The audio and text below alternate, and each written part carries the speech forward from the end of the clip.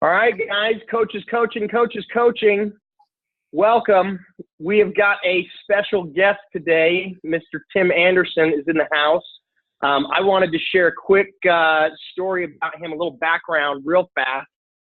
Last year, we had a bunch of guys go to RKC, and when they went, they came back, and I didn't have a chance to go. They came back, and we talked, and we kind of talked about their experience, and I'll never forget, they came back, and they're like, dude, you have no idea. We met this guy. His name is Tim. He showed us all this cool stuff. That's him. There he is. Look at the status, dude. And they're like, dude, this guy showed us all this stuff. They start getting on their hands and knees. They start doing all these 6-point rocks. They start doing the head nods. They start doing all this stuff.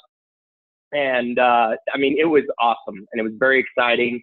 And I was sold within 5 minutes, and we incorporated it ever since as far as the Original Strength. So this is Tim Anderson from Original Strength. We had him out. When did we have you out? December? Is that right? Yeah, that's about right. Something like that. We had you out in December. I think we're having you out again in June. Yes. Is that correct? Yes, sir. Awesome. So we're very excited to have you on here, Tim. So I'm going to kind of just start it off pretty simply. How did Original Strength start? Where did you come up with it? Let's start there and kind of go from there. Sure. Well, so I got here's the short story. I got heavily involved in kettlebells and decided to go to the 3-day RKC seminar back in 2006. And so I had 3 8-hour days of kettlebell training, which was more volume than I was probably used to. And as soon as that was over, I found out that they had a level 2 certification within 2 weeks. So I went home and started training immediately for that, never recovered from the first certification. And then I did another 3 8-hour days of kettlebell training and developed some overuse injuries. And then I got into corrective exercises and started learning how to try to fix myself. And I learned how to chase pain around. So if it felt like when I was fixing something, I just had to fix something else, then I had to fix something else. And so I got pretty frustrated with that. And honestly, I sat down one night feeling pretty fragile, and that just didn't feel right. And so I asked God to show me how to train to be resilient. And within 2 weeks, he connected all the dots and taught me how to move like a baby. So that's really how Original Strength started. Awesome. That's pretty good stuff. That's great. I know Nick had, and I think that's, I think when you talk to a lot of guys, in your similar situation, I think that's how a lot of it starts, is kind of going through some pain, going through some crap, right? And having to fix it, and then figuring out the solution. So that's awesome. So I'm told that diamonds are made out of immense pressure. So exactly, right. So Nick, why don't you go ahead? Continuing on that. Hold on, my kid's screaming in the background there. I was amazed when you came to RKC and you're like, yeah, I didn't really train like you guys did for this, right? Like we're over there doing snatches week after week after week and trying to build ourselves up. And you're basically doing your OS stuff. What's some of the stuff that you probably maybe changed in your normal programming, or just continued to even get up to the RKC to be able to go through that hectic challenge? Oh, so, well, I didn't really change anything. The way I train is as I try to make hard things easy. And the way I train mostly is with OS or body weight stuff. So I did a lot of carries, a lot of crawling. Crawling, dragging things, crawling body weight, and just, a lot of rucking, weighted backpacks. So really I train my gait pattern mostly to prepare for the RKC. I do 10-minute blocks of time for like 2 or 3 different exercises a day, every day of the week, mostly except for Sundays. And I just train my gait pattern. That's really what I use to prep for the RKC. Which sounds a little weird. Yeah, well, you amazed us when you came in. You're like, yeah, I haven't even really snatched. And you're like, and you're going through that like it's butter. Yay. Well, thanks, Tim. there was a time when I enjoyed snatching, but I think the RKC community pretty much beat that joy out of me. Where, when it's no fun to snatch 100 times in 5 minutes, it's not fun at all. So can you guys give some insight to some of these guys that haven't taken RKC? Because I don't think some people understand how physically demanding RKC is, right? So in RKC, you have to do, I can't remember what it is. It's like 50, what was it again? What are the physical demands? Well, one of the tests is you have to snatch a 20, well, Nick, they probably changed the standards, but for me, it was a snatch a 24 kilogram bell 100 times in 5 minutes. And then you got to do that same weight, double front squats with it so many times. You got to demonstrate how to swing properly with that weight. How to press. You have to do presses with it. They just have all these standards. Basically, they're the hardest. Yeah, no, I mean, and that's. Go ahead. I'm sorry. Go ahead. No, go ahead. I think the most grueling part, or especially the most intimidating part for people, is the 100 snatches in 5 minutes. Everything else you can wrap your head around, but that is the one thing I think that wears on people's nerves and their nervous system the most.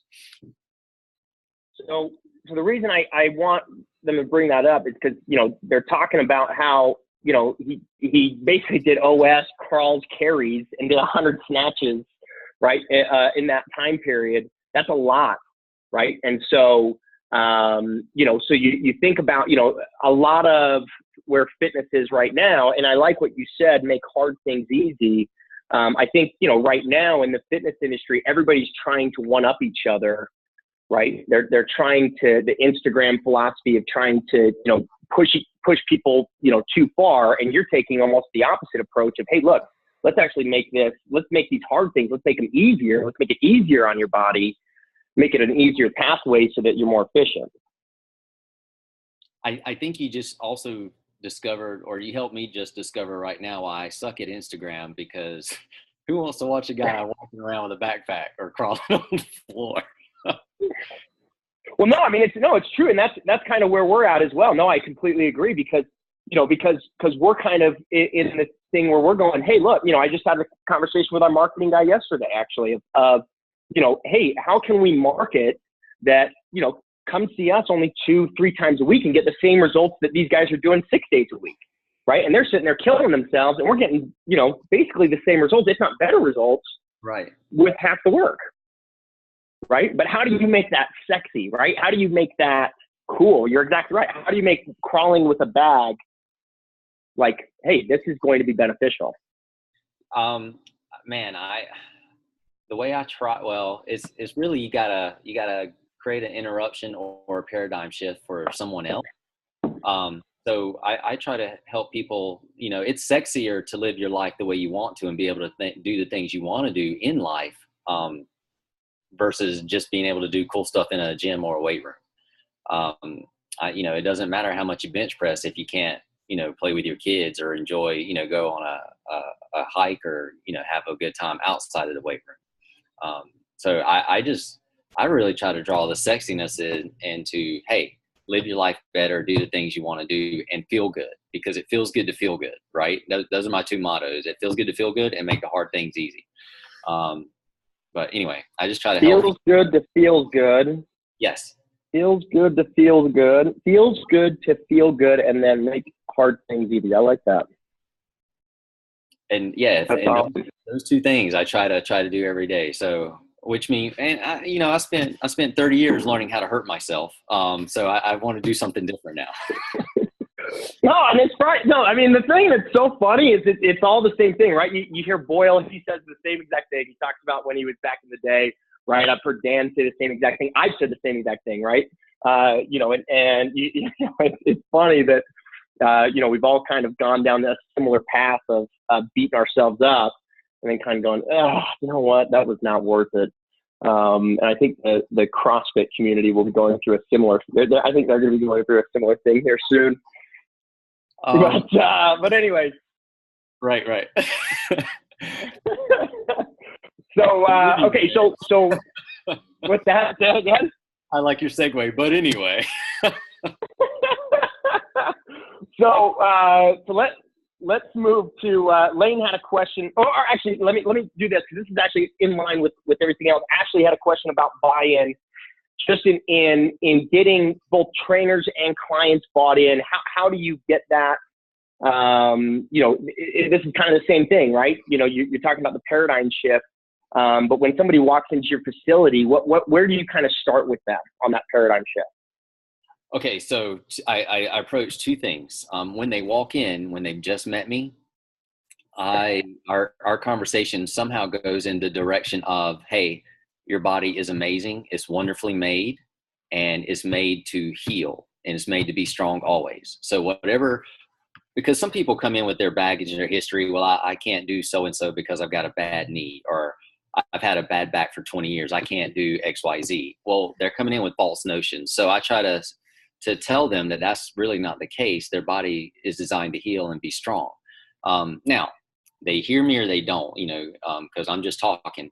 But so then I try to get them to experience it, because it's one thing to know something or know about something, but you can't really know something unless you experience it. So with OS, it's easy to create that opportunity to have them experience it, because if I can take them within 5 minutes of walking in the door and show them that they can now do something they could not do 5 minutes prior to walking in the door, I can get their attention, and then we've got a good conversation going.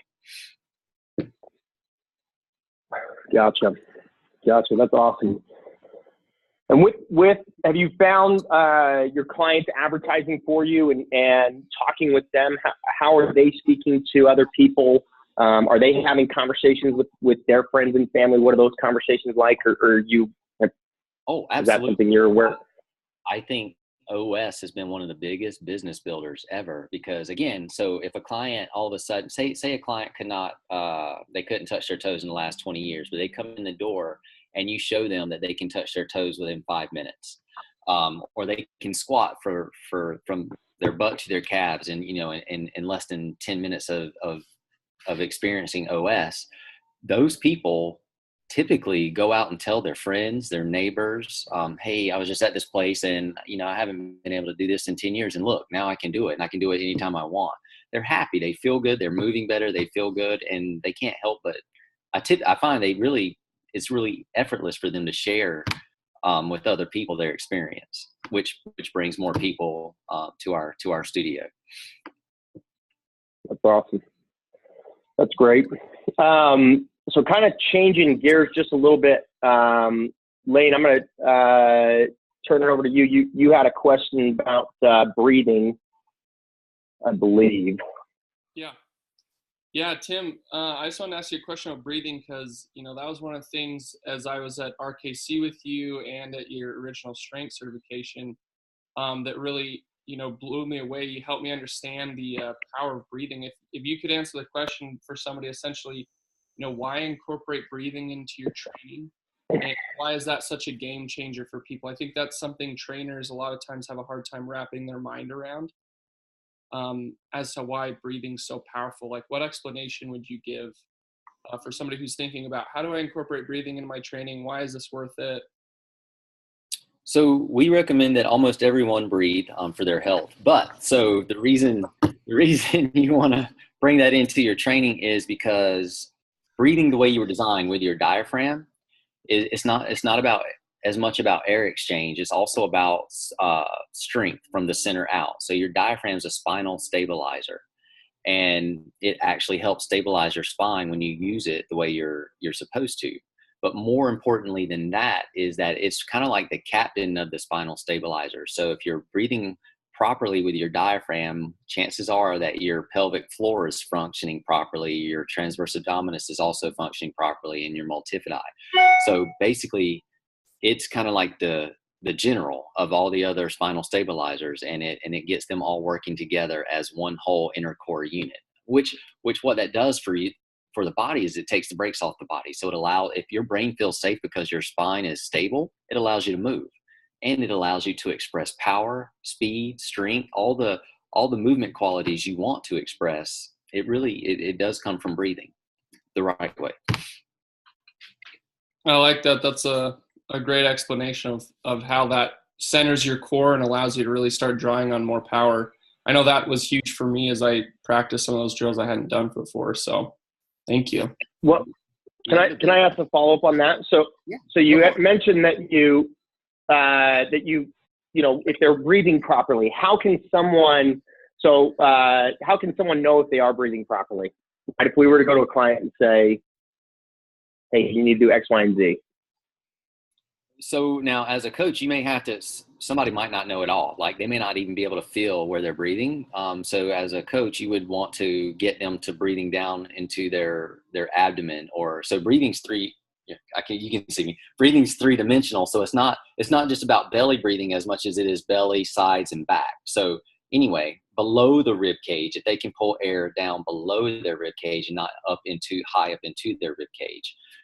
So that would be to how you would get them to understand where they're breathing. And you can, for most clients, you could say, hey, look in the mirror, take a really big breath. If your shoulders rise up and your rib cage rises up, you're probably definitely using your emergency or your accessory breathing muscles versus pulling air down with your diaphragm into your belly like you're supposed to. So tell them to make themselves look fat, basically. Yeah, we're basically trying to get that belly to move out and in, right? So with that being said, how long do you think it would take a client typically for them to be able to get that down? I mean, is that something that can take 5 minutes, or is that more of a process, months of training and working on it? That is individual to the nervous system of the client. So you have to remember, the first 3 months of all of our lives, we probably got in close to 7 million diaphragmatic breaths down into our belly. 7 million. And the nervous system works off of a game of numbers. It's a repetition hog. So for a client, it may take 5 minutes for a client to find their diaphragm and just get it to stick. But if they've been breathing up in their neck and chest for the last 30, 40 years, it may take 5 minutes today, tomorrow, the next day for a month. Because it's a game of numbers. We're trying to get in enough numbers to where the nervous system says, oh, I got this. Get the dust off of everything, and it just remembers how to do it again. So, and one thing I've always wondered about, maybe you don't know the answer to this, why do we start breathing this way? Why, because my kids, right, I've got 3 little kids. They all breathe with their bellies, right? But, over time, we start to develop this. Why is that? I don't know. Well, I have no clue. I actually do know why it is for myself. So everybody else, I don't know. Everybody else, you're not sure. For me, I can tell you I did not want to get beat up when I was in middle school. And so we were thrown into group PE where all of a sudden you had to go to the locker room and change into PE clothes before you participated in PE. And I didn't want to look fat. So I would start sucking in my belly and I'd stick out my chest. And then I learned how to breathe that way. And then I was told that if I wanted to play football, I had to hit the weight room. And I learned that guys that are to be strong, you got to look strong. So I learned how to have the biggest chest in the school. So it stuck. I practiced breathing that way, and it just stuck because I got in enough repetitions to make it stick. You got enough bad habits. No, yes. Yeah, you're exactly right. You get enough. Well, and too, you think the stress, right? You get that switch in the nervous system. You never switch it back. That's where your guys' whole reset, right? Right. Now, and you just hit another thing. For some people, it's not as stupid as it was for me. Some people actually have trauma or a bad event that scares them or just really, and it takes that one event of trauma where now they've cemented it's like adding 1,000 pounds onto a repetition. So they made the pattern stick. And then they learn how to breathe up into their emergency muscles often or all the time. How often are you guys coaching breathing? Oh, well, if somebody comes in my studio, they do it every day as part of their movement prep or their warm up. First thing, so we do group classes and everybody comes in and it's part of our culture. They just lay down on the floor and they start diaphragmatic breathing. And even before they even attend class, we have we we educate them individually on why that is so important and give it to them. Typically, it's given to them for homework because most everybody that comes to us is breathing up with their accessory muscles. So they will show up to your facility, and the first thing that they will do is lie down on the floor and do their diaphragmatic breathing. That's the first thing they do. Absolutely. And how long do you guys typically have them do that for? 2 to 3 minutes? If they show up when class starts, 3 minutes. If they show up before class starts, most of them actually start doing it then, and they'll stay there until I tell them it's time to move on to head nods or something. Gotcha. So they'll go for 5 minutes or so. Yes. Breathing, doing diaphragmatic breathing. That's awesome. Let's see, Lane, you had another question. Then Nick had another one. Lane, you want to go ahead with yours?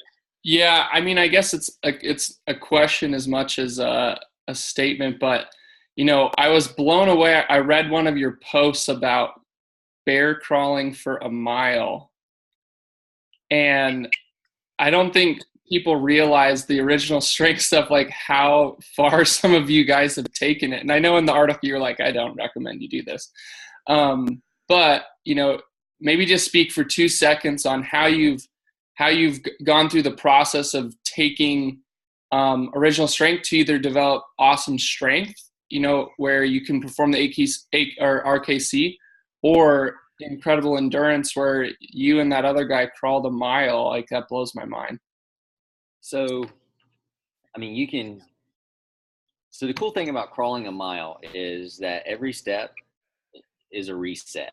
So even though it's mentally grueling and challenging, technically it's a reset, and it's good for your nervous system. When you have the foundation. So I'll be honest, one of my mentors, his name is John Brookfield, who's the father and creator of the Battling Ropes training system. He is probably, I don't think there's no one else out there that knows how to develop work capacity like John does. So he knows how to train the brain to set a course of action and make the body follow it.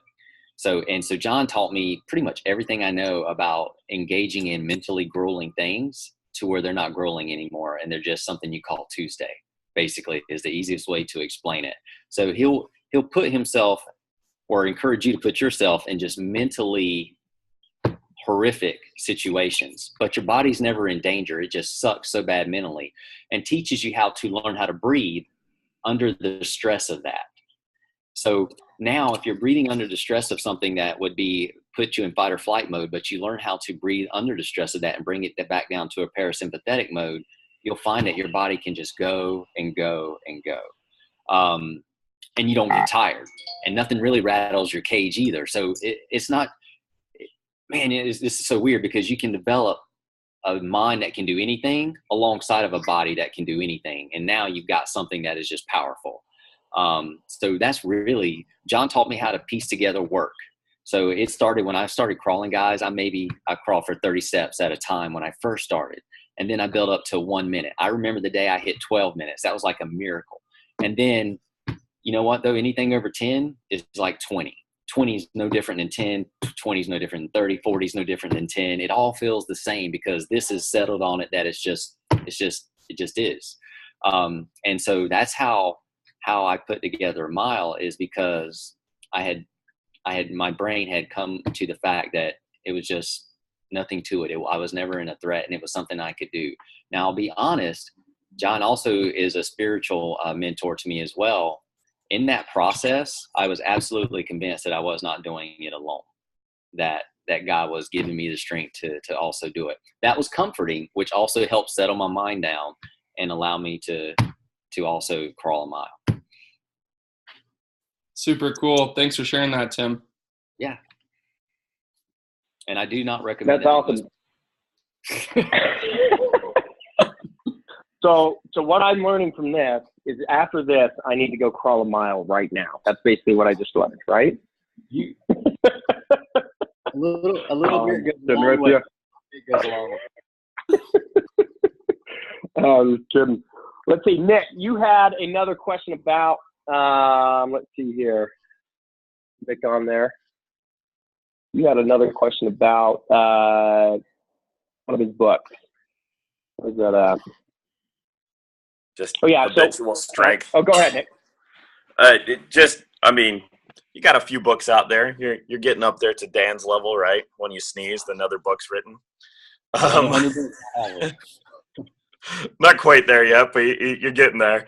I read it and I loved it. I'd love you to kind of go over some bullet points of like it. Basically, kind of the habitual strength to me it is some daily habits, right, that you can kind of get into just to be better at being human. So it would be kind of cool just to kind of like go over that really quickly of what you want someone to get out of that book. Man, I think if it were possible that somebody could really, the crux of that book is just how awesome your body is made. Like, we actually get to co-create our nervous system. We have a lot to say through what we think and what we do on how our nervous system develops.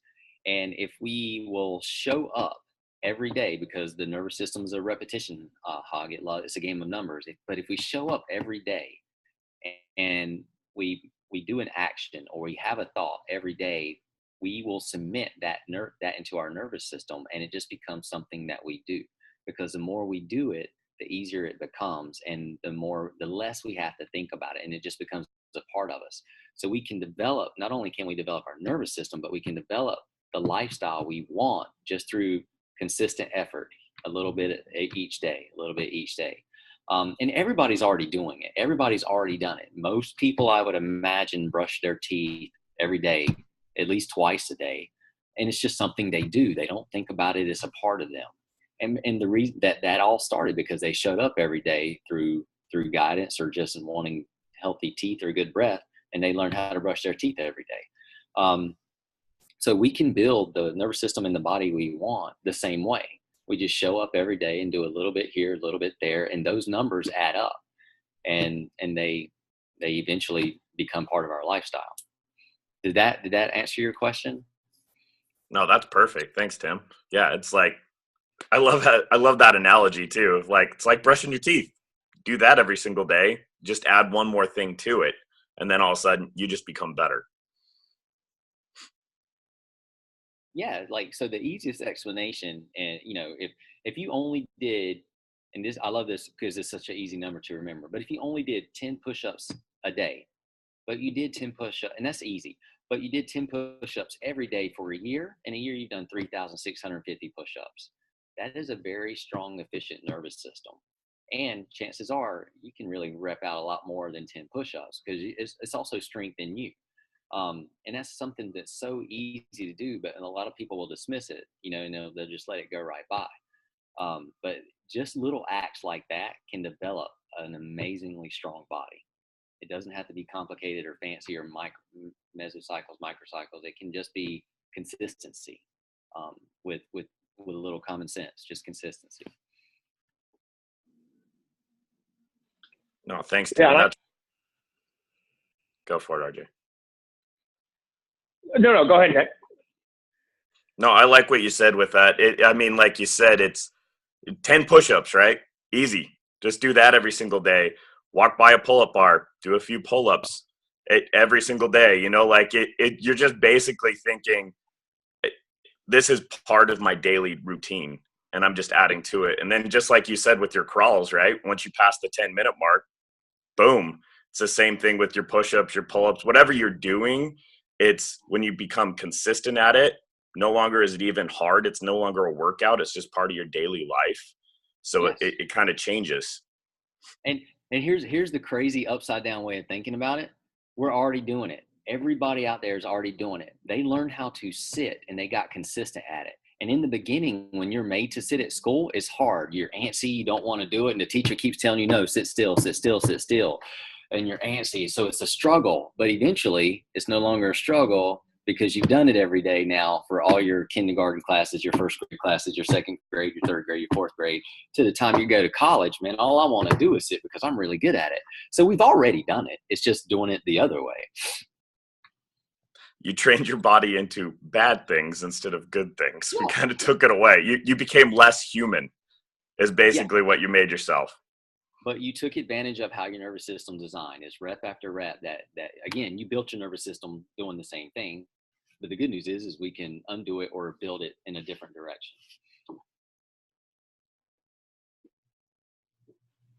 No, that's awesome. That's great. And I think that's, I think that's a big thing is looking at it in that way of training. I like what you said about, your body's already awesome. It's already great. We just need to reset it, right? We need to get it there. And we kind of get out of the way a little bit in some ways, right? We condition ourselves to sit and to eat and to do all these things, and we need to kind of get out of the way in some sense. Well, so this stops a lot of us also because we think something has to be grandiose or very intricate or complicated. And you know what? Something as simple as breathing can't possibly make you stronger. You know what I mean? Like, no, where's the 3 sets of 10 and the pyramid, Scott? Where's my 75% of this and that? I mean, it's just, we get in our way a lot. No, you're exactly right. Well, for the sake of time, Tim, we're you have any final thoughts for us? Well, thank you for having me on. I love talking about this stuff, and I'm very excited to come out in June. It is the second weekend of June, and we're going to go over a little habitual strength stuff and some leadership stuff that Nick was telling me I had to talk about. Is that right, Nick? Yep. Well, I've got a lot of work to do between now and June. But no, I would the biggest thing I would encourage you guys with too is that to hear as a trainer, and this is something that I'm still learning and growing, but I'm convinced now that if you do not know how awesome and wonderful your own body is or how awesome and wonderful somebody else's body is, if you don't believe that in your very heart, your very center of who you are, you can't give that away to somebody else. So if you own how amazing the body is, then you can easily transfer that over to somebody else, where they'll be able to receive it as well, because you can't give away what you don't have. So I would just encourage you that if you don't know how awesome your body is designed, that you spend some time contemplating it, because it's really amazing. That's all I got. That's awesome. No, that's awesome. Tim, you are the man. We appreciate your time. Thank you so much. I've got tons of notes. I love to make hard things easy. Feels good to feel good. Your body's already awesome. I got a ton of notes here. I'm sure other guys do as well. We appreciate you taking the time, and we're very excited to have you out in June. So, thanks a lot. Thanks, Tim. Thank you guys so much for having me. Have a wonderful day. Thanks, Tim. Nick, see you Okay, we'll see.